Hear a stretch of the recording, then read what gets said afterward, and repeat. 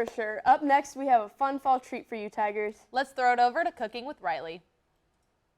Good morning, Tigers. I'm Riley Christiansen, and if you didn't already know, Guactober is here. So today I'll be bringing you a really delicious guacamole recipe that you can use at a tailgate, a Halloween party, or anything that you can think of.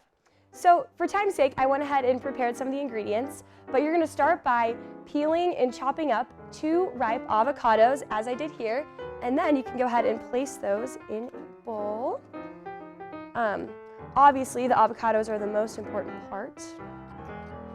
And once you have them in there, you can take a fork and you can start mashing them up. This is definitely like what takes the longest of the whole process, and you can make the consistency you want. Some people like theirs more chunky, other people like theirs more smooth, so this is, you really get to make them how you want. So, besides avocados, the next most important ingredient is the tomatoes. So you're going to take half of a ripe tomato and you're going to dice it up, and then it'll look a little bit like this, and you can add it to the recipe. You can add as many or as few tomatoes as you would like. I know some people aren't the biggest fans of tomatoes, but I personally love them, so I like to put a lot in there. And then, third, you're going to chop up some red onions. When I did this earlier, I cried a little bit, so I'm glad that you guys don't have to see that, but you can add those to the recipe.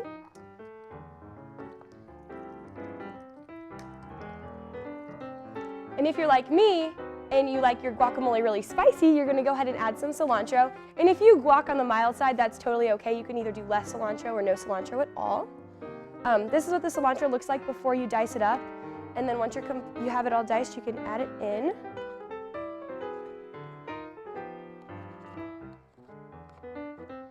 Mix that in.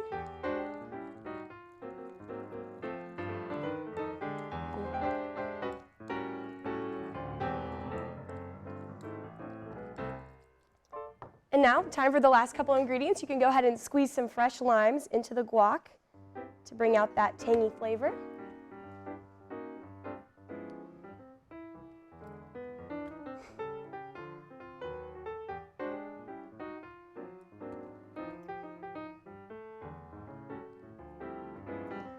And you can do some salt and pepper to taste. I personally like a little bit of salt and a whole lot of pepper in my guacamole, but it's really up to you how much you can put in.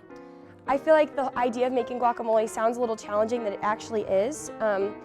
Didn't take too long to make today, and it looks like it's going to be delicious. And you can either put this on toast. I know avocado toast is all the rage right now, or you could just enjoy it with some chips like the classic recipe and pair it with some queso and salsa for the perfect tailgate meal.